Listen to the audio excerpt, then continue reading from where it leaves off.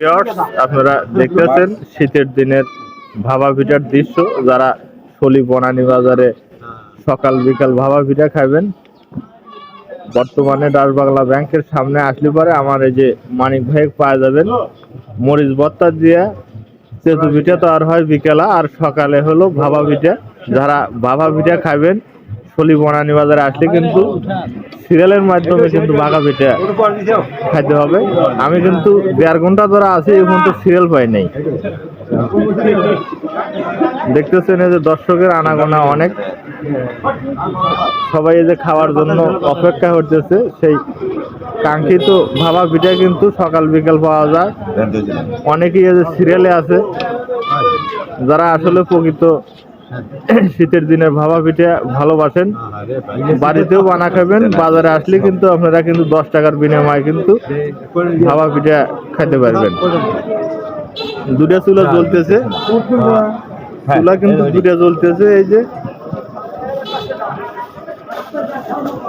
একটা গ্যাসে জ্বলতেছে আর একটা জ্বলতেছে হলো ঘষিতে।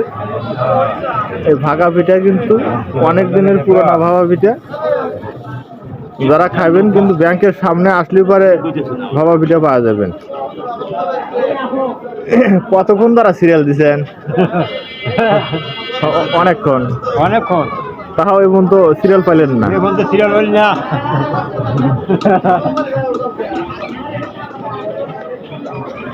তুমি কতক্ষণ ধরে দিছে? অনেকক্ষণ ধরে সিরিয়াল দেওয়া হয়েছে, এখন তো সিরিয়াল পাওয়া গেল না, তাই না?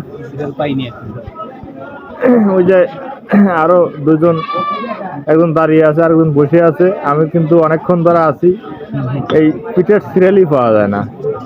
ব্যাপক একটা জনপ্রিয় পিঠা ভাপা পিঠা। এই পিঠা কিন্তু যারা খাবেন সকালে আসলে পরে পাইবেন, আর বিকেলা হলো মরিচ পিঠা।